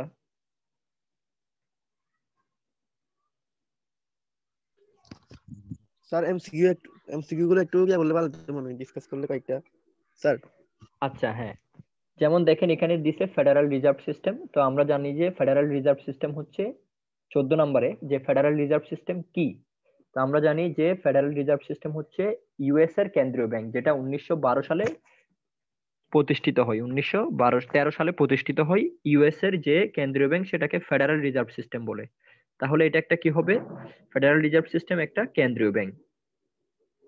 এরপরে আমি বললাম যে আপনার ঋণের শেষ আশ্রয়স্থলকে, যেমন বাণিজ্যিক ব্যাংকগুলো যখন অর্থ সংকটে পড়ে যায়, যখন তাদের আর কোনো সাইট থেকে ঋণ নিতে পারে না, তখন বাণিজ্যিক ব্যাংক শেষ আশ্রয়স্থল হিসেবে কেন্দ্রীয় ব্যাংকের কাছ থেকে কি করে থাকে, ঋণ গ্রহণ করে থাকে। তাহলে ঋণের শেষ আশ্রয়স্থল হচ্ছে কেন্দ্রীয় ব্যাংক। হ্যাঁ, এরপরে দেখেন কোন ব্যাংকে কেন্দ্র করে দেশের মুদ্রা ও ব্যাংক ব্যবস্থা পরিচালিত হয়। তো আমি বললাম যে একটা দেশের মুদ্রা বাজার বা ব্যাংক ব্যবস্থা টোটালি নিয়ন্ত্রণ করে বা পরিচালনা করে কেন্দ্রীয় ব্যাংক। তাহলে আনসার হবে কেন্দ্রীয় ব্যাংক।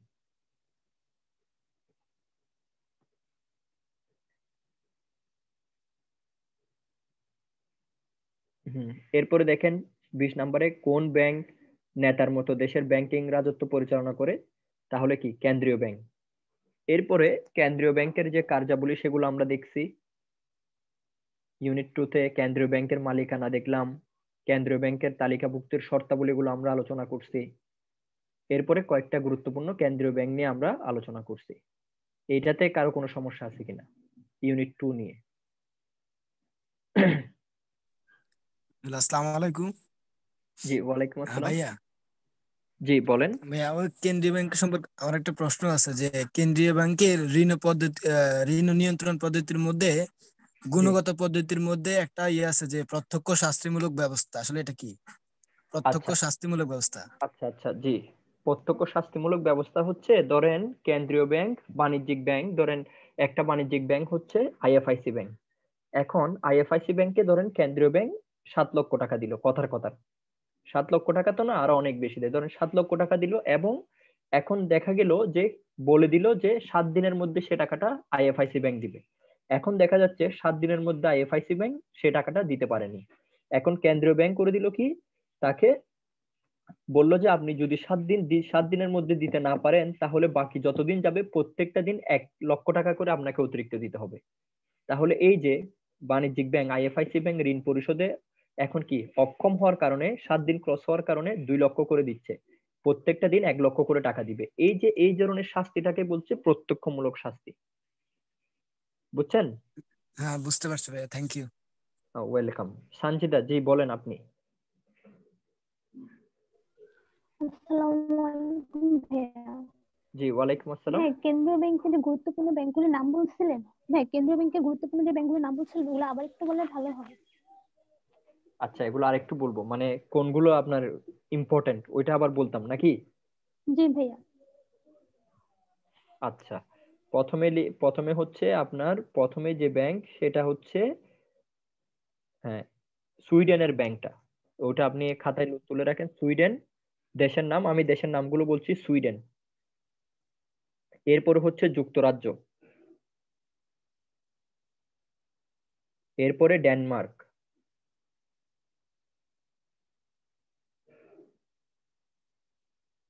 জি ভাইয়া, এরপরে তারপর মার্কিন যুক্তরাষ্ট্র,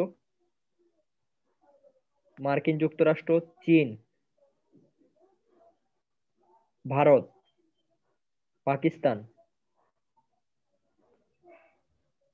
চীন ভারত পাকিস্তান, এরপরে বাংলাদেশ। এগুলো একটু বেশি করে দেখবেন, সবগুলো দেখবেন, এগুলো থেকে একটু বেশি আসে আর কি। আচ্ছা ঠিক আছে ভাইয়া, ধন্যবাদ। হ্যাঁ জি ফরহাদ হাসান, আগের পৃষ্ঠায় আসছি, বলেন আপনি। ওকে ভাই, আমিও একটা জিনিস দেখছিলাম আর কি, যুক্তরাজ্যের ব্যাংক, ব্যাংক অফ ইংল্যান্ড, ওটা জি জি প্রতিষ্ঠার সাল 1694। জি। এটাই ভাই, থ্যাংক ইউ। আর এখানে আরেকটা জিনিস মাথায় রাখবেন যে যুক্তরাজ্য ইউরোপীয় ইউনিয়ন থেকে বের হয়ে আসছে। আর ইউরোপীয় ইউনিয়নে বর্তমানে আগে ছিল 19টি দেশ, ইউরোপের 19টা দেশে ইউরো মুদ্রা প্রচলিত আছে, কিন্তু যুক্তরাজ্য কখনো ইউরো ইউজ করেনি। যুক্তরাজ্য তাদের নিজস্ব মুদ্রা পাউন্ড স্টার্লিং ব্যবহার করে।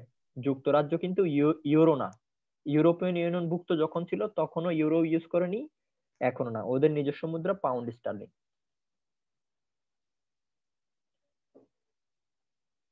এরপরে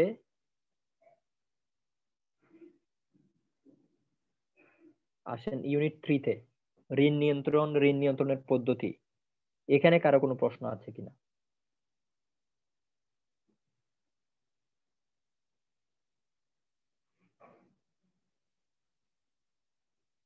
স্যার খোলা বাজার নীতিটা একটু সংক্ষেপে একটু বলেন স্যার, এক লাইনে। আচ্ছা, খোলা বাজার নীতি হচ্ছে কেন্দ্রীয় ব্যাংক কি করে থাকে, বিভিন্ন ধরনের ট্রেজারি বিল, বিভিন্ন ধরনের বন্ড, এই যে আর্থিক সিকিউরিটিজ গুলো কেন্দ্রীয় ব্যাংক খোলা বাজারে বিক্রি করে থাকে, ক্রয় বিক্রয় করে থাকে। এখন এই ক্রয় বিক্রয়ের মাধ্যমে কেন্দ্রীয় ব্যাংক ঋণটাকে নিয়ন্ত্রণ করে কিভাবে? ধরেন দেখা যাচ্ছে কি দেশে অর্থ অনেক বেড়ে গেছে, মানে সবার হাতে হাতে অর্থ আছে। এখন কেন্দ্রীয় ব্যাংক করলো কি, ট্রেজারি বিল বিক্রি করা শুরু করলো। তাহলে ট্রেজারি বিল কিনবে কারা? মানুষ কিনবে। তাহলে মানুষ যদি ট্রেজারি বিল কিনে, টাকাটা কার কার কাছে চলে আসবে? কেন্দ্রীয় ব্যাংকের কাছে চলে আসবে। এখন এভাবে কেন্দ্রীয় ব্যাংক ট্রেজারি বিল ইস্যু করতে করতে টাকা সব নিয়ে নিল। এখন দেখা যাচ্ছে কি আবার বাজারে অর্থের সংকট হয়ে গেল। এখন আবার করবে কি কেন্দ্রীয় ব্যাংক, যেহেতু অর্থের সংকটটা বেড়ে গেছে, কেন্দ্রীয় ব্যাংক আবার ট্রেজারি বিল বিক্রি করা শুরু করবে। এখন ট্রেজারি বিল যদি বিক্রি করা শুরু করে, তার মানে কি আবার পাবলিকের কাছে টাকাটা চলে যাচ্ছে। এই যে এইভাবে সিকিউরিটিজ গুলো ক্রয় বিক্রয়ের মাধ্যমে ঋণ নিয়ন্ত্রণ করাকে বলছে খোলা বাজার নীতি।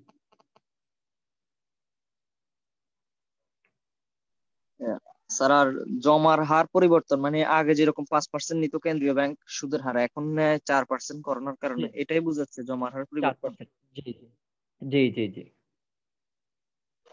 স্যার ব্যাংক হার নীতিটা? জি জি।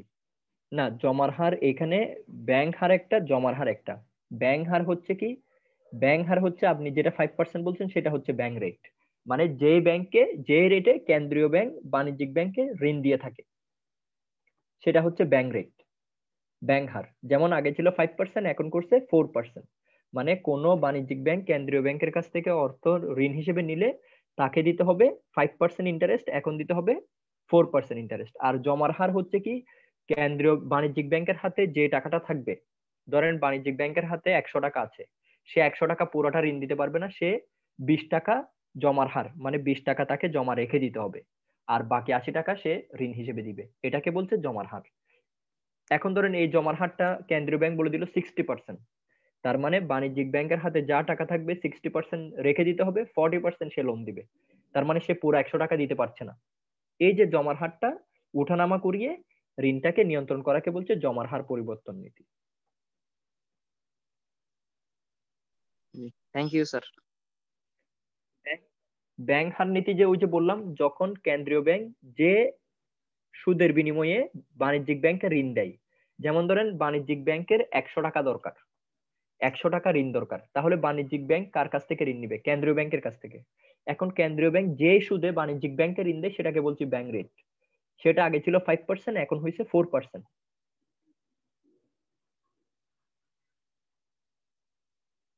ঠিক আছে? জি স্যার, ঠিক আছে। আচ্ছা, হ্যাঁ, এরপরে আমরা এই যে এগুলো এই আমি আলোচনায় বলেছি ব্যাংক হার নীতি, খোলা বাজার নীতি একটু আগেও বললাম।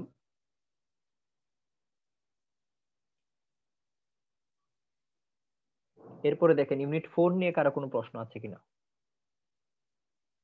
নিকাশ ঘর।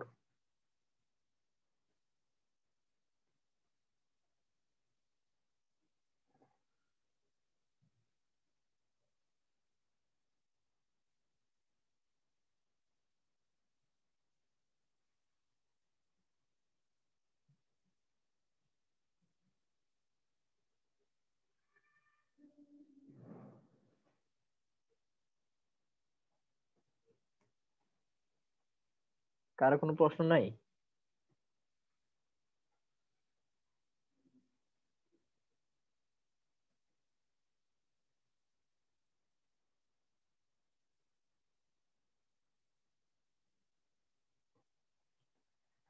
হ্যাঁ, তাহলে দেখেন বাণিজ্যিক ব্যাংক নিয়ে কারো কোনো প্রশ্ন আছে কিনা? বাণিজ্যিক ব্যাংকের প্রকারভেদ, মালিকানার ভিত্তিতে, সংগঠনের ভিত্তিতে, বা বাণিজ্যিক ব্যাংক কি, এগুলো আমরা আলোচনা করছি এতক্ষণ ধরে। এখানে কারো কোনো প্রশ্ন আছে কিনা?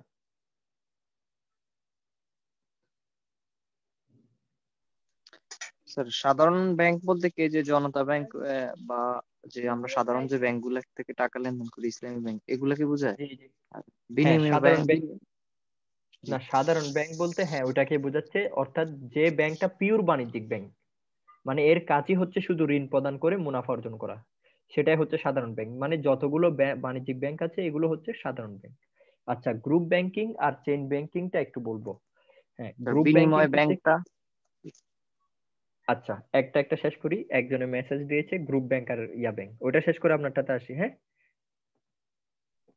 আচ্ছা, চেইন ব্যাংক আর গ্রুপ ব্যাংক।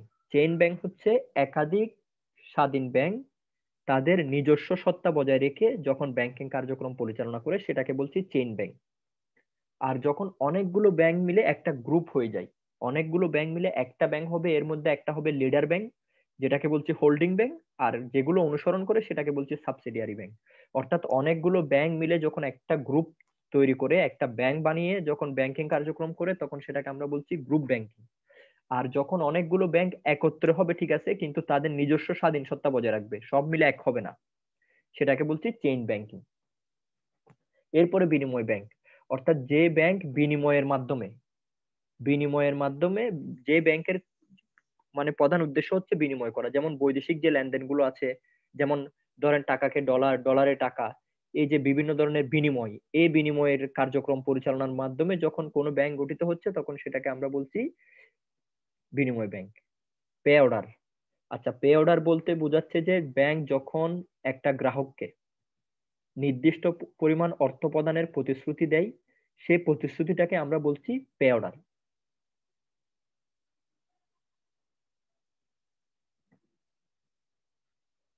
হ্যাঁ, এরপরে আর কারো কোনো প্রশ্ন আছে?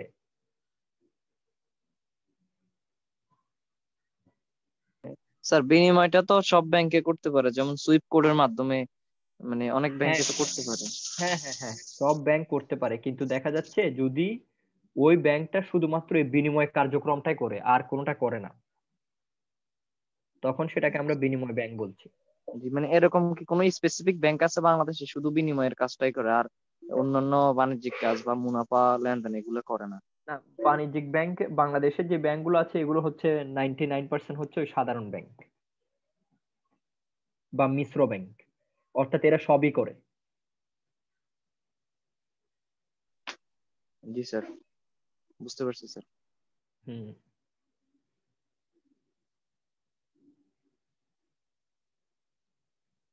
হ্যাঁ, মিশ্র ব্যাংক হচ্ছে যখন যে ব্যাংকটা ঋণ প্রদানও করবে, বিনিময় ব্যাংকিংও করবে, সঞ্চয় ব্যাংকও করবে, একসাথে সবই করে, তখন সেটাকে আমরা বলছি মিশ্র ব্যাংক। যেমন আমাদের দেশে 99% ব্যাংক হচ্ছে মিশ্র ব্যাংক। তারা বিনিময় হিসেবেও কাজ করে, তারা ঋণও প্রদান করে থাকে, মুনাফা অর্জনও করে থাকে।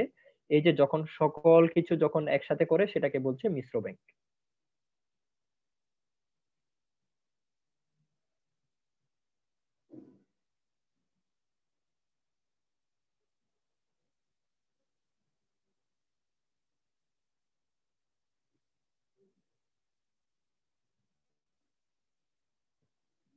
হ্যাঁ, আর কোনো আছে?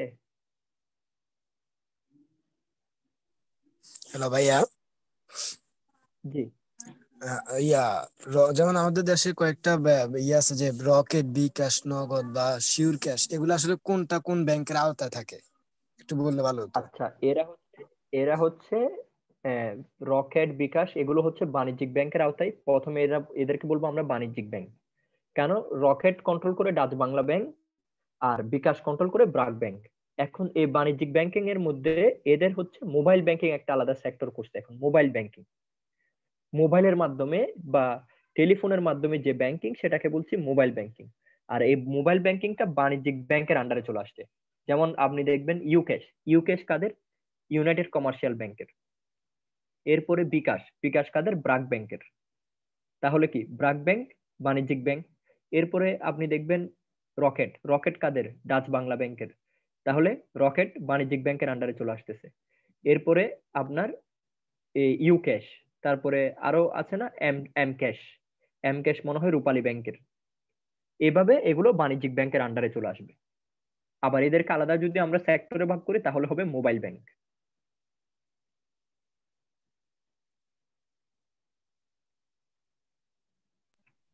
বুঝতে পারছি ভাইয়া, thank you.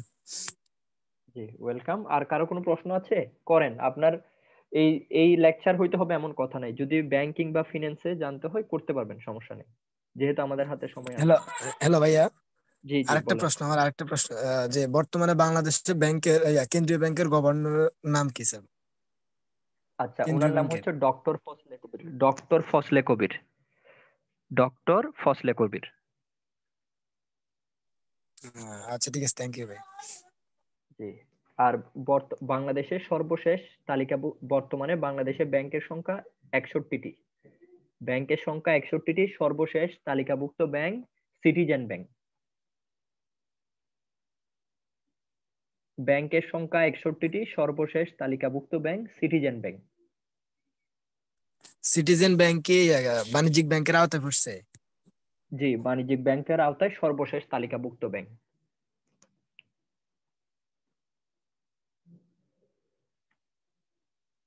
R Bangladesh bank আগে মুদ্রা বাজার নীতি প্রকাশ করত বছরে 2 বার। বর্তমানে কেন্দ্রীয় ব্যাংক মুদ্রানীতি প্রকাশ করে বছরে 1 বার। আগে বছরে 2 বার করে মুদ্রানীতি প্রকাশ করতে, এখন বছরে 1 বার করে প্রকাশ করে। আর বর্তমানে ব্যাংক রেট আগে ছিল 5%, বর্তমানে 4%।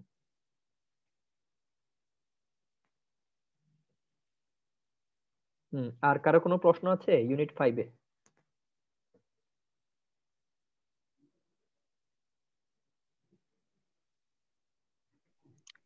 স্যার, জি, বলেন। স্যার আমরা বিভিন্ন ব্যাংকের মাধ্যমে টাকা, ব্যাংকের মধ্যে টাকা জমা রাখি, যেমন ইসলামী ব্যাংকে রাখি অথবা জনতা ব্যাংকে। জনতা ব্যাংক তো সরকারি ব্যাংক। তো ধরুন ইসলামী জি ব্যাংকে আমরা টাকা জমা রাখলাম, এক সময় ব্যাংকটা মানে উধাও হয়ে গেল বা তারা আর্থিক কার্যক্রম করতে মানে অক্ষম হয়ে গেল, আবার আনসার বিডিবি ব্যাংকে। তো জি পরবর্তীতে আমাদের টাকাটার দায়ভার কে দিবে? কি কেন্দ্রীয় ব্যাংক দিবে নাকি এটা শেষ? জি, হ্যাঁ হ্যাঁ।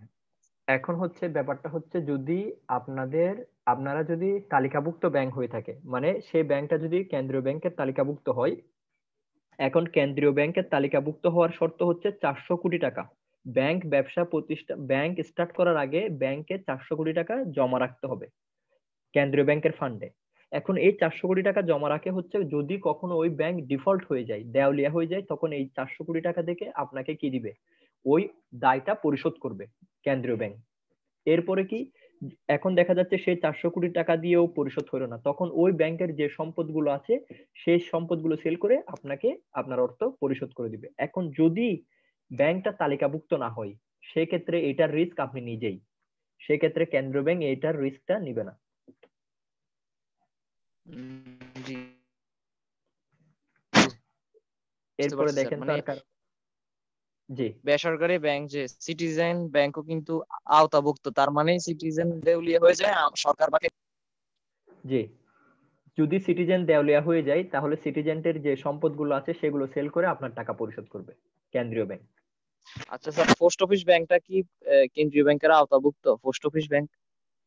পোস্ট অফিস ব্যাংক এটা তো কেন্দ্রীয় ব্যাংকের না, এটা হচ্ছে আপনার যে সঞ্চয়, এই যে ডাকঘর সঞ্চয়পত্র যে ডাক বিভাগ যেটা আছে,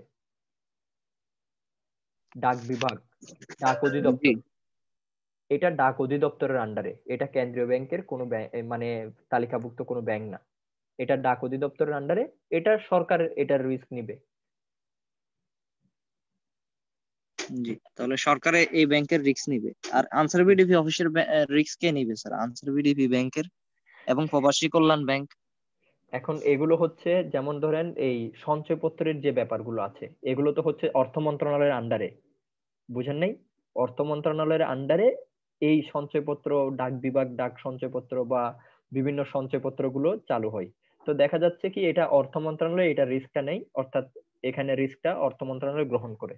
এখন আনসার বিডিবি ব্যাংক এটা না সরকারি পরিপূর্ণভাবে, না এটা কেন্দ্রীয় ব্যাংকের তালিকাভুক্ত, সেই ক্ষেত্রে দেখা যাচ্ছে এটা আনসার বিডিবি যে কর্তৃপক্ষ আছে হয়তো তারা এটার রিস্কটা নিবে। কিন্তু সরকারের, আপনি সরকারকে বাধ্য করতে পারবেন না, এই জন্য আপনি যেমন ধরেন একটা ব্যাংক আপনার অর্থ পরিশোধ করতে পারেনি, এখন আপনি হাইকোর্ট বা সুপ্রিম কোর্টে কেন্দ্রীয় ব্যাংকের নামে মামলা করতে পারবেন না।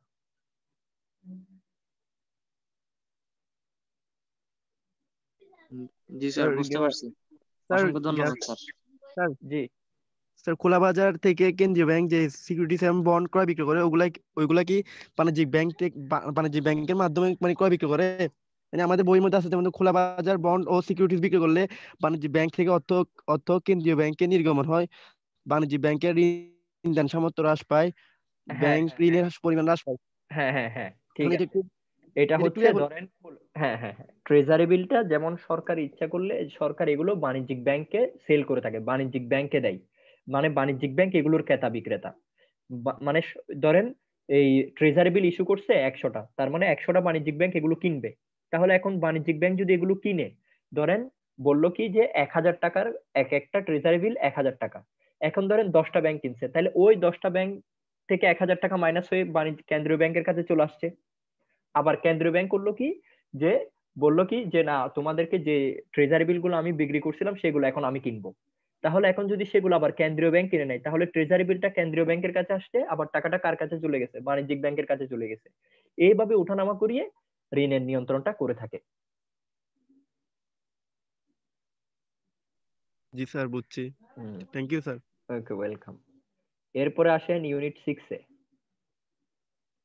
6, ব্যাংকের আয়ের উৎস, ঋণ আমানত সৃষ্টি, এগুলো নিয়ে কারো কোনো প্রশ্ন আছে কিনা?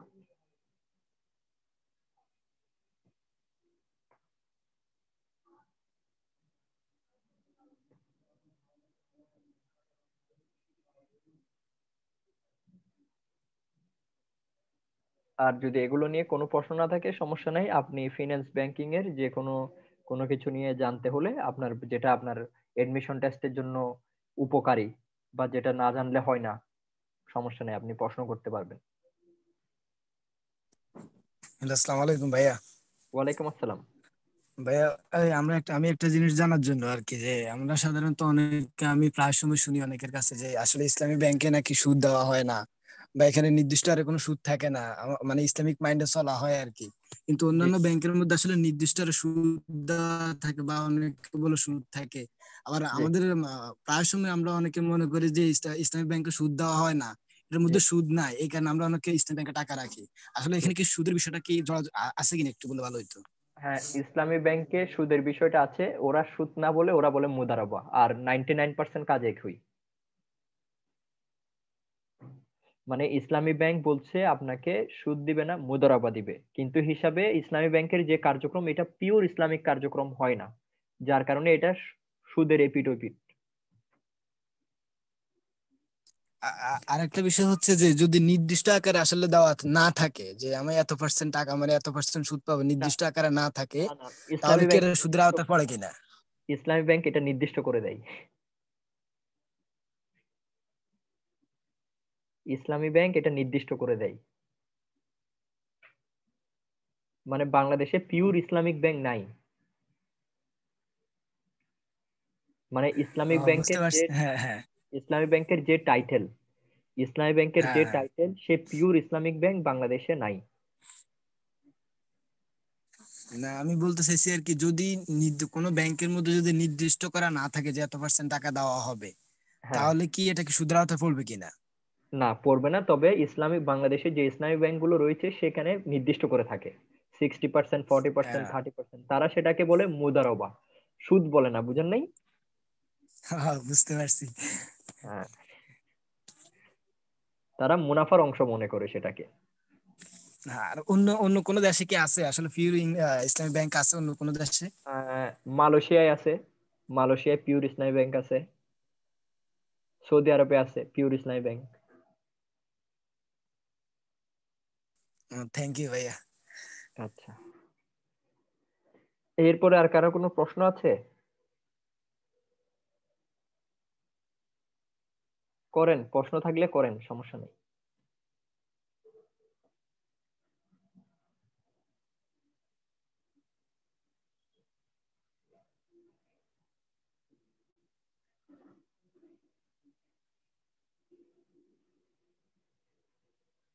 ভাইয়া রিটেন নিয়ে ডিসকাশন করুন ভাইয়া। রিটেন হ্যাঁ, রিটেনে রিটেন যেটা হচ্ছে, হ্যাঁ আপনার হচ্ছে রিটেনের, যদি আপনি রিটেনে কোনো ধরনের আপনাকে ম্যাথ ট্যাথ দিবে না, রিটেনে আপনাকে কনসেপ্ট গুলো ক্লিয়ার রাখতে হবে। যেমন ধরেন রিটেন আসবে, এগুলো হচ্ছে জ্ঞানমূলক প্রশ্ন টাইপের, কোনো বিস্তারিত ব্রড কিছু আসবে না। যেমন ধরেন কেন্দ্রীয় ব্যাংক কি, এখন আপনি কেন্দ্রীয় ব্যাংকের সংজ্ঞাটা যথাযথভাবে লিখতে পারেননি, তাইলে আনসারটা হইলো না। এখন কেন্দ্রীয় ব্যাংকের কিছু মূল বিষয় আছে, এগুলোর কারণে কেন্দ্রীয় ব্যাংক বলা হয় এটাকে। যেমন বাণিজ্যিক ব্যাংকের মূল উদ্দেশ্যটা হচ্ছে মুনাফা অর্জন করা। এখন আপনি টোটাল বাণিজ্যিক ব্যাংকের সবকিছু লিখছেন কিন্তু মুনাফা অর্জনটা আসে নাই, তাহলে সংখ্যাটা কারেক্ট হয়নি। মূল বিষয়গুলো রেখে যদি আপনি ইচ্ছা মতো লিখেন সমস্যা নেই।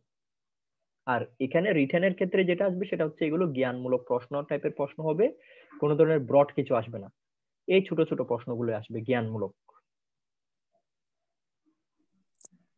ভাইয়া রিটেনের ক্ষেত্রে একটা বিষয় যে আসলে আমাদেরকে মার্ক লেখা থাকে যে একটা প্রশ্ন 3 নাম্বার বা 4 নাম্বার বা 5 নাম্বারের।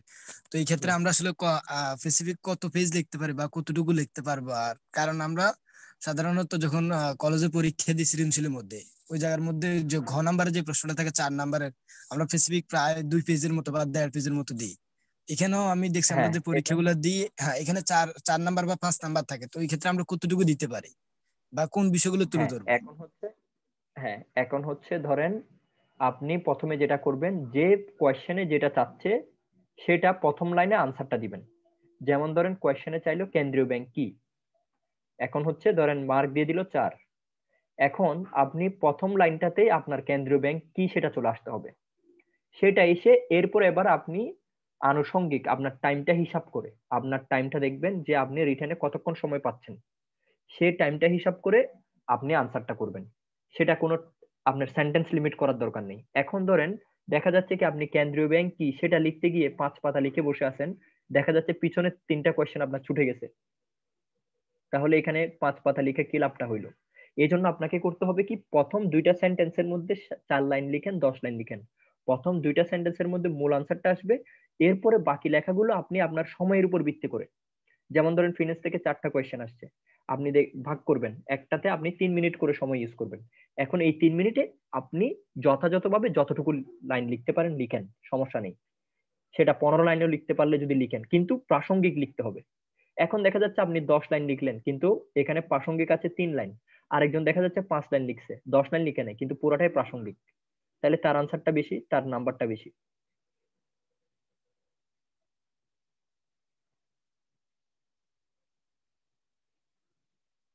বুঝছেন? হ্যাঁ থ্যাংক ইউ ভাইয়া, বুঝতে পারছি। হুম। আর কারো কি প্রশ্ন কি আছে, কারো কোনো প্রশ্ন আছে আর?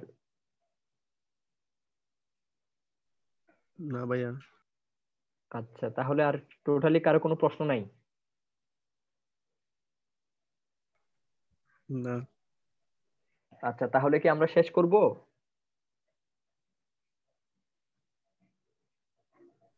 জি ভাইয়া। আচ্ছা ঠিক আছে, তাহলে সবাই ভালো থাকবেন, আসসালামু আলাইকুম। ইনশাআল্লাহ দেখা হবে। ওয়ালাইকুম আসসালামু আসসালামু আলাইকুম আলাইকুম। ভাইয়া, আসসালামু সুস্থ থাকবেন ভাইয়া। আসসালামু আলাইকুম ভাইয়া। ঠিক ভালো আছে, থাকবেন, ওয়ালাইকুম আসসালাম, আপনারা সবাই ভালো থাকবেন। আসসালামু দোয়া আলাইকুম। করি। ফি আমান আসসালামু আল্লাহ। আলাইকুম।